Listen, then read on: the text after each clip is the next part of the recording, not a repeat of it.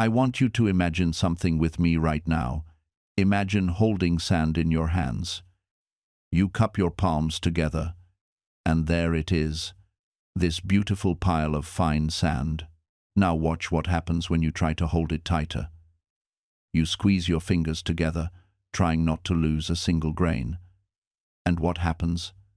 The sand pours out between your fingers faster and faster.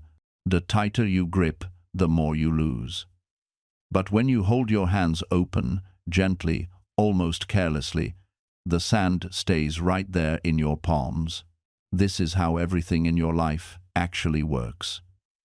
Every relationship you're terrified of losing. Every opportunity you're desperately chasing. Every outcome you're trying to force into existence.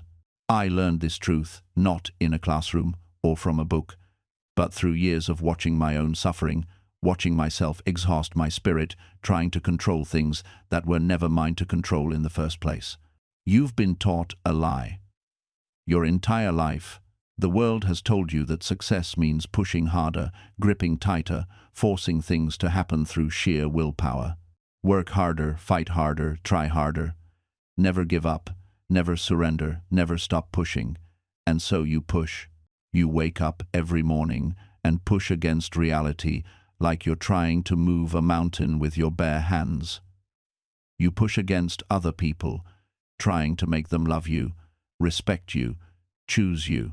You push against circumstances, trying to bend the universe to your preferences.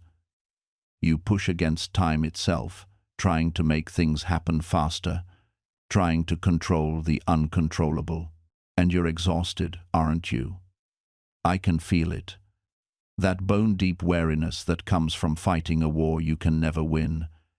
You're tired of striving and not arriving, tired of forcing and still losing, tired of the anxiety that lives in your chest like a stone, the constant fear that if you stop pushing for even one moment, everything will fall apart. What if I told you that your exhaustion is not a sign that you need to try harder? What if I told you it's a sign that you're doing it all wrong? What if the very thing you think is helping you succeed is actually the thing destroying your peace and blocking your path? Today, I'm going to share with you something that changed everything for me. The Stoics called it many things, but I'll call it what it is: the art of letting life come to you, instead of chasing it down like a desperate hunter. This isn't about being passive. This isn't about giving up or becoming lazy. This is about understanding a fundamental truth about how reality actually works and aligning yourself with it instead of exhausting yourself fighting against it. Think of water for a moment. Water doesn't fight the landscape. It doesn't argue with the mountain about which path is correct. It simply flows. When it encounters a boulder, it doesn't exhaust itself trying to move it through sheer force. It goes around. It finds another way. And over time, persistently, without anger or frustration, that water shapes the very stone that once blocked its path. This is the power of non-resistance. This is what I understood after years of standing on battlefields, after countless nights in the imperial palace dealing with conspiracies and betrayals, after watching my own body slowly fail me while the empire demanded I remain strong. I learned that there are two types of obstacles in life. The first type are the ones we can change through direct action. These require our full engagement, our strategy, our will. But the second type, the ones we cannot change, no matter how much force we apply, these require something entirely different. They require acceptance. And here's what most people get wrong about acceptance. They think it means approval. They think it means you're happy about the situation. They think it means you're weak. But acceptance isn't any of those things. Acceptance is simply acknowledging what is actually true right now, in this moment, without the exhausting layer of resistance we habitually add on top. Let me give you an example. When plague swept through Rome, I didn't have the luxury of pretending it wasn't happening. I didn't have the option to rage at the gods or collapse into despair. People were dying. The army was weakened. The economy was suffering. These were facts, immovable, unchangeable facts in that moment. I could either spend my energy denying reality, wishing it were different, asking, "Why is this happening to me?" Or I could accept what was true and ask a different question. That shift in questioning changed everything. Not the circumstances, those remained exactly the same, but my relationship to those circumstances transformed completely. I remembered something I'd read years before, something attributed to the Stoics, the distinction between what's up to us and what isn't. The traffic wasn't up to me. My daughter's temperature wasn't something I could control through willpower or frustration. The meeting time had already been set by others. But my response? That was entirely mine. I could control my breathing. I could choose to call ahead, to communicate honestly about the situation. I could decide whether to berate myself or treat myself with the same compassion I'd offer a friend in identical circumstances. These were my domains of control, small, perhaps, but absolutely mine. This is what acceptance actually means. Not resignation, not passive defeat, not pretending everything is fine when it clearly isn't. Acceptance is the radical recognition of what is true right now, followed by the conscious choice to work with reality rather than against it. Think about a martial artist who's just been thrown to the ground. They have a choice: resist the fall, tense up, fight against the momentum, and likely get injured.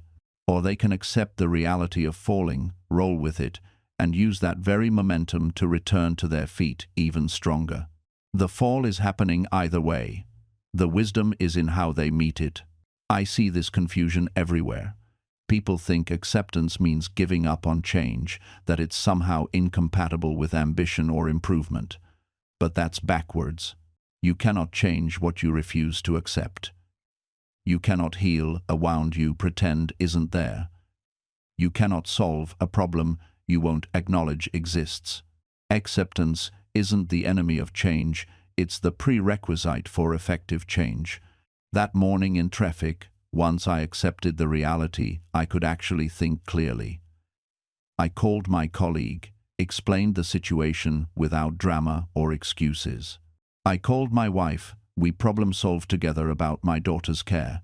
I focused on driving safely rather than mentally rehearsing apologies and explanations. The interesting thing is, none of those actions felt heroic or difficult once I stopped fighting reality. When you surrender to what is, you suddenly have all this energy available that was previously consumed by resistance. I wasn't a better person in that moment. I was simply a person who had stopped making things worse. This is what Marcus meant when he said, "You have power over your mind, not outside events. Realize this, and you will find strength." The strength isn't in changing reality. It's in accepting it so completely that you can work with it instead of against it. Let me give you another example, something more subtle but equally powerful. I used to have this colleague who would consistently take credit for collaborative work. In meetings, she'd present ideas we'd developed together as if they were solely hers. And every single time, I would feel this surge of indignation. My mind would spin for hours afterward. That was my contribution. Everyone should know. I need to set the record straight. He spent so much energy being upset about something I couldn't control: her behavior, her character, what others thought. I would craft careful emails trying to subtly reclaim credit. I'd bring up my contributions in future meetings, hoping someone would notice the pattern. I was exhausted by my own reaction to circumstances that simply were what they were. Then one day, I just stopped. Not because I became enlightened, but because I was tired. I asked myself, is this situation actually harming me, or is my reaction to it harming me? The answer was obvious. Her taking credit was annoying. My obsessive mental response to it was destructive. So I let it go. Not in a spiritual, transcendent way, in a practical, I'm done wasting energy on this way. I focused instead on doing excellent work, building genuine relationships, and letting my contributions speak through their effects rather than through claims of ownership. And here's what I discovered. The moment I stopped fighting for credit, I gained something far more valuable: freedom. Freedom from the exhausting mental gymnastics of keeping score. Freedom from the bitterness that comes from tallying up who owes you what. Freedom from the constant surveillance of whether people are acknowledging your contributions loudly enough, publicly enough, permanently enough.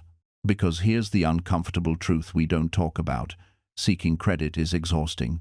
It turns every project into a battlefield where you're simultaneously trying to do good work and position yourself for recognition. You're writing the email while already drafting the follow-up that establishes your role. You're in the meeting while mentally composing the Slack message that will make sure everyone knows this was your idea. You're doing the work, but you're also doing this entire second job of credit management, and that second job is draining you more than the actual work ever could. I watched colleagues burn themselves out, not from their workload, but from the constant effort of making sure they got proper attribution. They'd spend more energy politicking for recognition than they ever spent on the actual contribution. And the tragic irony: this energy they're spending on credit seeking is energy they're not spending on becoming genuinely better at what they do. They're so busy managing perception, they're not actually improving reality. When I let go of that fight, I redirected all that energy into craft, into getting better, into doing work that was undeniably excellent, regardless of whose name ended up attached to it. And something interesting happened. My work started speaking louder than any claim of ownership ever could. People began to notice patterns. They'd see a particular quality of thinking, a specific approach to problems, a consistency of execution. They couldn't always trace it back to me immediately, but they knew something good was happening. And the ones who mattered, the ones doing real work themselves, they figured it out. Not because I told them, but because good work has a signature. The ones who never figured out what I contributed, they weren't my audience anyway. They were too busy claiming credit for their own borrowed ideas to notice where real value was being created. I learned something powerful about human nature through those years. People don't steal from the weak. They steal from the competent. Nobody's downloading bootleg copies of terrible courses. Nobody's plagiarizing worthless content. Theft is the sincerest form of flattery that mediocrity will never receive. And here's what really separates the builders from the parasites. I kept building anyway, not out of some noble sense of martyrdom, but because creating was who I was, not just what I did. The copycats could replicate my words, but they couldn't replicate my process. They had the sheet music, but they couldn't hear the melody. I remember watching one of my concepts get picked up by a major publication. They credited it to someone who'd simply reworded my thread from 6 months earlier. That person got the speaking engagement, got the book deal, got invited to all the conferences I'd never hear about. And you know what I did? I went back to my desk and created something better. Because that's the thing about being a real creator versus being a content remixer. Creation isn't a one-time event for us. It's a renewable resource. They're out there trying to squeeze every last drop from the one good idea they borrowed. Meanwhile, I'm generating new frameworks, new insights, new ways of seeing old problems. They're managing scarcity.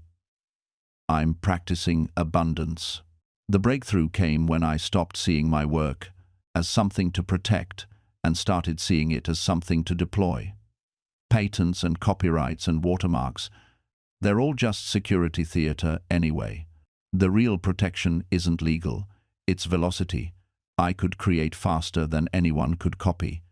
And more importantly, I could evolve faster than anyone could understand. That's when the game changed completely.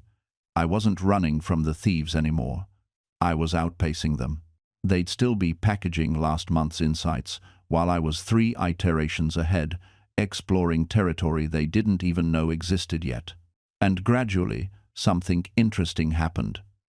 The right people started to notice, not the masses, not the credit stealers and the engagement farmers, but the discerning ones, the ones who could tell the difference between the original and the echo.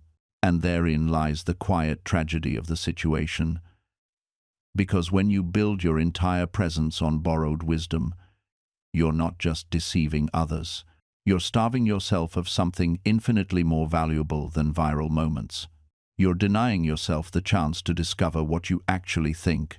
I remember the first time I caught myself doing this, not with Stoicism but with productivity culture. I'd consumed so much content about morning routines and optimization that when someone asked me about my own approach to work, I realized something chilling. I had no idea what actually worked for me. I could recite James Clear and Cal Newport chapter and verse, but I couldn't tell you what I'd learned from my own experiments, my own failures, my own breakthroughs. I was a walking bibliography with no original research. And here's what nobody tells you about that kind of existence. It's exhausting because you're constantly performing. You're always one question away from being exposed. Someone asks you to go deeper, to explain the nuance, to share how you actually applied something, and you feel that cold rush of panic. Because you don't have a real answer, you have the answer you saw in someone else's video. The Stoicism crowd is drowning in this right now. They can tell you what Marcus Aurelius said. They can quote it in 3 different translations. But ask them how they personally worked through anger last Tuesday and watch the carefully constructed facade crack. Because they haven't actually done the work. They've memorized the words about the work. There's a creator I used to follow, wildly successful, tens of thousands of followers who built everything on Stoics principles. Daily posts about discipline, virtue, emotional control, the whole package. And then one day, they vanished. Months later, they came back with a different account and a confession. They'd been having panic attacks about being discovered as a fraud. Because in their real life, they were anxious, reactive, struggling with everything they preached against. The content wasn't fake. The philosophy wasn't wrong. But the connection between the two, between what they said and what they lived, that was a chasm. And here's what that chasm taught me. Wisdom without lived experience is just noise dressed up in nice fonts. I started paying attention differently, not to what people said, but to what their eyes revealed when they weren't performing. The exhaustion, the quiet desperation underneath the confident captions. The way their hands shook slightly before hitting post on another video about inner peace. There was this one creator, massive following, beautiful aesthetic, always talking about presence and mindfulness. She was on her phone the entire time, scrolling frantically, checking analytics, barely looking up when the barista handed her the drink, not judging her for being human. But it cracked something open in me. The person teaching presence couldn't be present. The person monetizing mindfulness was trapped in the same anxiety loop as the rest of us. And I realized I'd been doing the same thing in my own way, consuming their content like medication. Like if I just watched enough videos, read enough captions, saved enough quotes to my phone, somehow the wisdom would seep into my bones through osmosis, that I could outsource the hard work of actually changing. But transformation doesn't work that way. It never has. You can't binge-watch your way to enlightenment. You can't subscribe your way to inner peace. You can't double-tap your way to wisdom. Because here's the truth. They don't tell you in the captions.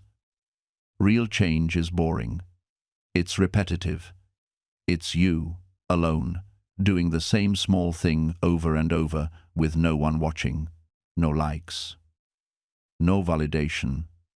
No proof. It's even working. It's sitting with discomfort instead of reaching for your phone. It's choosing the hard conversation instead of the easy silence. It's doing the thing you said you'd do, even when motivation has completely evaporated. That's not content. That's just life. Unmarketable, unfilmable, unviral.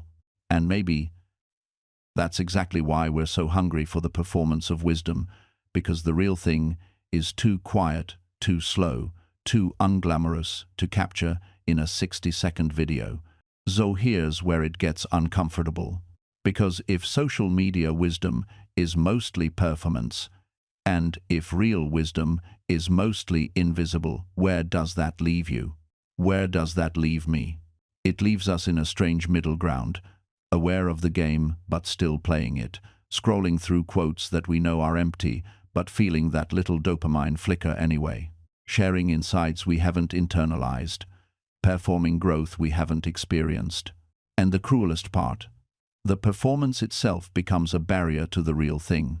Because every time you post about your journey, you're narrating instead of experiencing. Every time you frame your struggle as content, you're splitting your attention between living it and packaging it. You're becoming both the protagonist and the documentarian of your own life, and that dual consciousness kills presence. I'm not saying documentation is inherently bad. The other serves your image. And social media has collapsed that boundary entirely. Now every moment of insight becomes material. Every breakdown becomes a potential comeback story. Every hard lesson becomes a post waiting to happen. You're not just living your life, you're producing content from it, extracting value, mining your own experience for engagement. And wisdom, real wisdom, it can't survive that extraction process. Because wisdom isn't about knowing the right things to say. It's about becoming the kind of person who doesn't need to say them. It's about internal transformation so complete that it changes how you move through the world, not how you talk about moving through the world. The Stoics didn't journal for Instagram. They journaled to confront themselves, to catch their own rationalizations, to practice dying daily so they'd be ready when death actually came. That's not content, that's confrontation. And maybe that's what we've lost in this whole mess. The willingness to confront ourselves privately, without an audience, without validation, without any proof that we're doing the work, except the quiet, unglamorous evidence of slowly becoming less reactive, less petty, less afraid. There's a scene in my journals. I'm on campaign, cold night, somewhere near the Danube. I can't sleep. My body aches. My officers are arguing in the next tent, and I write this down. You have power over your mind, not outside events. Realize this, and you will find strength. People quote that now like it's inspirational, like it's a motivational poster. But when I wrote it, I was trying to convince myself. I wasn't some enlightened sage floating above the chaos. I was a tired man, angry at circumstances I couldn't control, trying desperately to remember what actually mattered. That's what the work looks like. It's not transcendent, it's repetitive. It's writing the same reminder to yourself for the 1000th time because you still haven't learned it. And here's what I think people miss. The practice isn't about winning. It's not about finally achieving some permanent state of wisdom where you never get upset, never react poorly, never feel the pull of ego or fear or resentment. It's about catching yourself. Faster each time, maybe. But still, catching yourself. Still recognizing, oh, there I go again. There's that pattern, there's that wound trying to speak through me. The victory isn't in never falling. It's in the speed of recovery. You lose your temper with someone you love. The old you might have stayed angry for days, building a case, nursing the grievance. But an hour later, you recognize it. You apologize. You course correct. That's progress. Unsexy, undramatic progress. The kind nobody will ever applaud because they didn't see the internal shift that made it possible. I think about the gladiators sometimes. People loved watching them because the stakes were visible.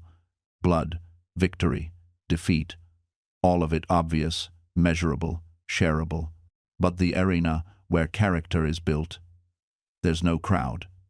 There's no scoreboard. You don't get a highlight reel of all the times you chose patience over reaction, or humility over defensiveness, or truth over comfort. You just get the quiet knowledge that you're becoming someone you can live with, someone you don't have to escape from through distraction or numbness or constant external validation. And maybe that's enough.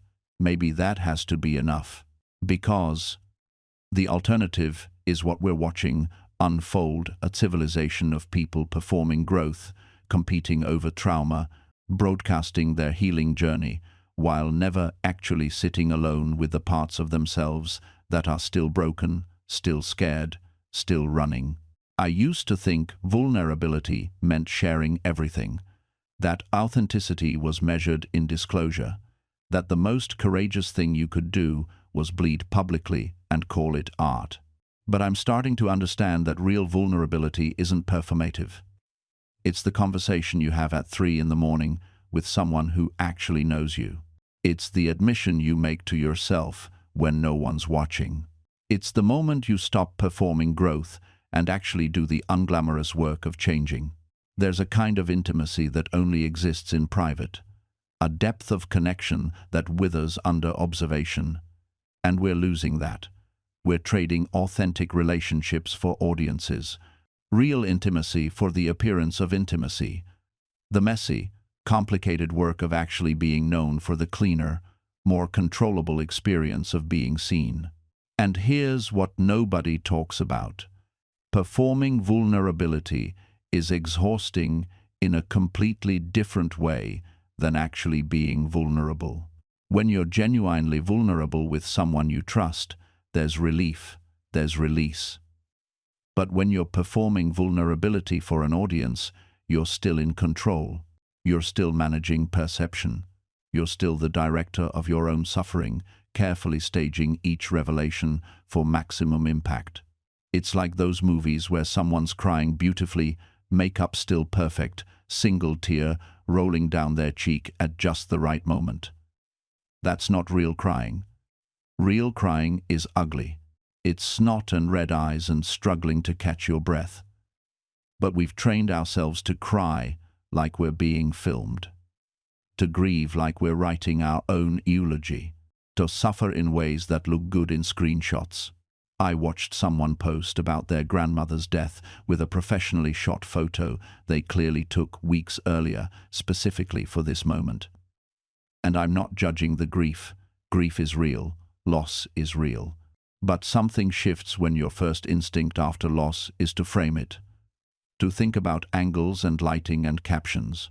When you're thinking about how your pain will perform before you've even processed it yourself. I remember reading about a woman who live-streamed her father's final moments in hospice. She positioned the camera, adjusted the ring light, made sure his labored breathing was audible but not overwhelming in the mix.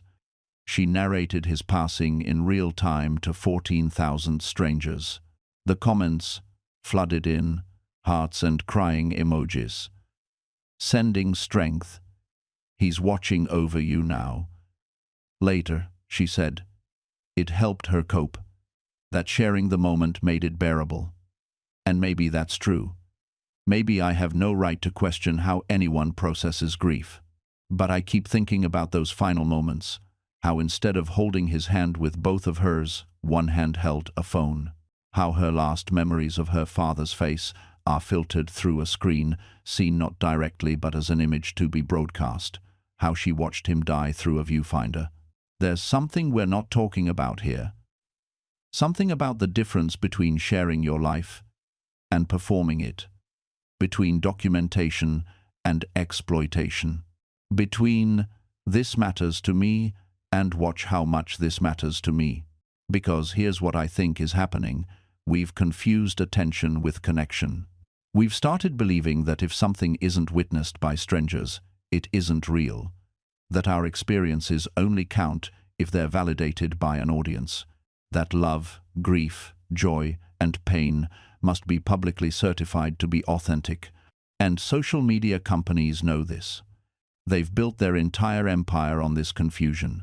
Every feature is designed to make you believe that your life only matters if it's shared. That your relationships only count if they're posted. That your emotions need an audience to be valid. And because we've internalized this logic so completely, we don't even question it anymore. When something beautiful happens, our first thought isn't, I want to remember this, it's, I need to capture this. When we're hurt, I need to capture this. I need to capture this. We don't reach for a journal or a trusted friend. We reach for the keyboard, for the public post, for the validation of strangers who will like our pain because it's relatable. This is the dark genius of what they've built. They created a new social contract where privacy feels like secrecy, where silence feels like irrelevance, where keeping something to yourself feels like you're missing out on its full potential. I remember talking to a young woman who told me she'd been through a devastating breakup, and for the first time in her adult life, she didn't post about it. Didn't share sad song lyrics. Didn't update her relationship status. Didn't subtweet about betrayal. She just dealt with it privately. And she said it was one of the most disorienting experiences of her life. Not the breakup itself, but the privacy. She kept catching herself reaching for her phone, composing the perfect caption in her mind, thinking about how she'd photograph her tears. The muscle memory of performance was so ingrained that actual private grief felt unnatural. But here's what she discovered. Without the performance, without the audience, without the likes and comments and validation, she had to actually face what she was feeling. She couldn't outsource her processing to the crowd. She couldn't mistake sympathy for healing. She had to sit with the rawness of her own emotions, without a filter, without a frame, without a carefully curated narrative. And she told me it was terrifying, but also liberating. Because for the first time, her emotions belonged entirely to her. They weren't content. They weren't performance. They were just. That's what we've forgotten is even possible. The idea that our inner lives can exist entirely for ourselves. That our thoughts don't need an audience and opt to be liking of the times. That our experiences don't require documentation to be meaningful. That our relationships don't need witnesses to be real. We've been taught that privacy is something to overcome, not something to protect. That sharing is always generous, never invasive. That transparency is always honest, never performative.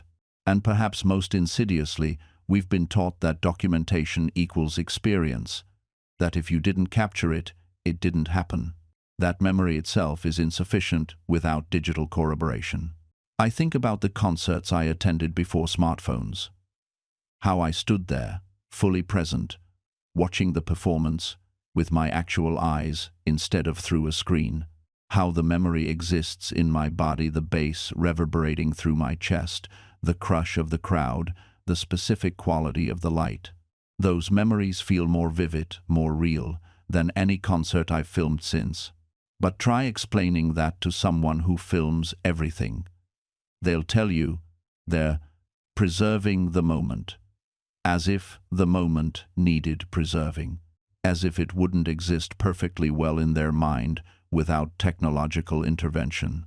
We've created this paradox where we're so busy documenting our experiences that we're not actually having them. We go to beautiful places and spend the entire time trying to capture the perfect photo instead of looking at the view. We attend events not to enjoy them, but to prove we were there. We treat our lives as content to be produced rather than experiences to be lived. And the platforms know this. They've designed features specifically to encourage documentation over presence. Stories that disappear after 24 hours, creating urgency, streaks that must be maintained, algorithms that reward frequent posting. Every feature is engineered to keep you capturing, sharing, performing. But here's what nobody tells you. The people who seem to be living the most don't document it constantly.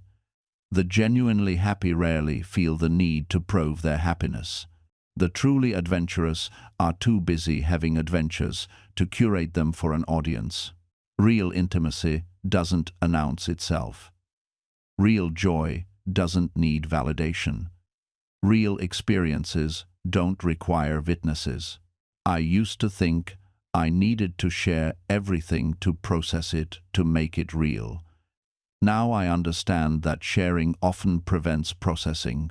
It shortcuts the internal work of integrating an experience into your understanding of yourself. You get the quick dopamine hit of social validation instead of the deeper satisfaction of personal meaning-making. There's something sacred about experiences that exist only in your memory and the memories of those who shared them with you. Think about what happens to a moment when you choose not to photograph it. Your attention becomes undivided. You notice details you would have missed while framing the shot, the quality of light, the ambient sounds, the feeling in your body, the exact expression on someone's face. Your brain encodes the memory differently when you're fully present rather than partially distracted by the documentation process. I've tested this repeatedly. Concerts where I kept my phone in my pocket versus ones where I recorded clips. Conversations where I stayed fully engaged versus ones where I was thinking about how to phrase them for social media. The difference in memory quality is striking. The experiences I didn't document feel more vivid, more textured, more mine. This doesn't mean photography or sharing is inherently wrong. It means we need to be intentional about when and why we document. Ask yourself, am I capturing this to remember it better, or am I capturing it to prove something? Am I sharing this because it adds value for others, or because I need their validation to feel the experience was worthwhile? The most memorable moments of my life exist only as memories. The late-night conversation with a friend where we both revealed something we'd never told anyone. The moment I realized I'd been thinking about a problem wrong for years. The sunrise I watched alone on a mountain. None of these would have been improved by documentation. The privacy was part of what made them powerful. Social media has created this implicit pressure that experiences aren't fully real until they're shared. That your thoughts don't count unless they're posted. That achievements don't matter unless they're announced. This is backwards. External validation should be a potential bonus, not a requirement for an experience to have value. The quiet meal savored alone. The morning walk through an empty park. The book read in solitude that changes how you see the world. These experiences are not diminished by their privacy. In fact, their value often exists precisely because they remain private, unfiltered by the need to perform, uncompromised by the pressure to make them consumable. I began keeping certain experiences completely offline. Not as a rigid rule, but as a practice. The first time I did this intentionally, I went on a weekend trip and decided beforehand not to photograph or share any of it. The initial hours felt strange, almost wasteful. My brain kept identifying perfect moments and reaching for documentation that wouldn't happen. But something shifted. Without the mental overhead of capturing and curating, I became more present. I noticed details I would have missed the specific way. Afternoon light fell across old stone, the texture of a conversation that went deeper because neither of us was performing for an absent audience. The experience became mine in a way that shared experiences rarely feel anymore. This isn't about moral superiority. It's about reclaiming a certain kind of attention, the kind that isn't divided, that doesn't have one eye on how the moment will translate to content. There's a particular quality to experiences that exist only in your memory, that you can't revisit through photos, that live only in the imperfect, subjective recollection of being there. When you share everything, you share nothing fully. Each moment becomes a transaction experience, converted to content, converted to attention, converted to validation. The moment itself becomes merely raw material. But when an experience remains private, it retains its full weight. It belongs to you completely. I'm not suggesting total digital monasticism. I still share online. but I've learned to distinguish between sharing as genuine expression and sharing as compulsive documentation. The difference is internal, whether the act of sharing enhances my understanding and connection, or whether it's driven by the anxiety that unshared experiences are somehow wasted. Consider how this affects memory itself. Research suggests that taking photos can actually impair memory of events. We offload the responsibility of remembering to our devices. Yet when we photograph, mindfully treating the camera as an extension of attention rather than a substitute for presence, the effect reverses. The act of framing becomes meditation, heightening awareness rather than diminishing it. The Stoics understood this principle without modern technology. When Marcus Aurelius advised himself to observe events as if from above, he wasn't creating distance from life, he was cultivating perspective that enriched engagement. The question isn't whether we document our experiences, but whether documentation serves presence or replaces it. I'm reminded of a conversation with a friend who stopped posting entirely for 6 months. When I asked what changed, she described something unexpected. Not liberation from performance, but a different kind of loneliness. She realized her sharing had been, despite its imperfections, a form of connection, imperfect perhaps, but genuine in its way. The absence left a void that solitude alone couldn't fill. This complexity matters because it reveals that our relationship with digital sharing isn't simply good or bad, it's human. We're extending ancient impulses through new mediums, and the results carry both the wisdom and the folly of human nature itself. What I've found is that the healthiest approach treats sharing as one form of processing among many. Sometimes I share an experience immediately because the act of articulating it helps me understand what I'm feeling. Sometimes I wait days or weeks, allowing private reflection to deepen before inviting others in. And sometimes, perhaps most importantly, I keep certain experiences entirely to myself, not because they're secret, but because their value lies in remaining unspoken. The Stoics called this discernment, the ability to distinguish between what enhances our nature and what diminishes it.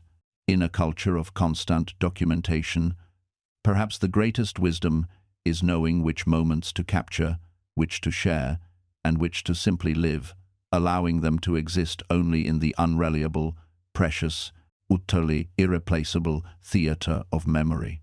There's a Japanese concept called mono no aware, the bittersweet appreciation of transience, the awareness that beauty is inseparable from its impermanence. When we photograph everything, we might inadvertently be fighting against this fundamental truth. We're trying to make permanent what was never meant to last. But perhaps the ache of impermanence is what makes beauty beautiful in the first place. I think of autumn leaves. Their glory exists precisely because we know it won't last. If autumn were eternal, would we stop to admire it? The photograph captures the color but misses the essential element, the knowledge that next week these leaves will be gone, the wind that rustles them, the smell of approaching winter, the particular quality of October light that can never be duplicated in April. This isn't an argument for abandoning photography or technology. These tools have given us remarkable gifts, the ability to see our children's faces when they're far away, to witness events on the other side of the world, to preserve family histories that would otherwise vanish.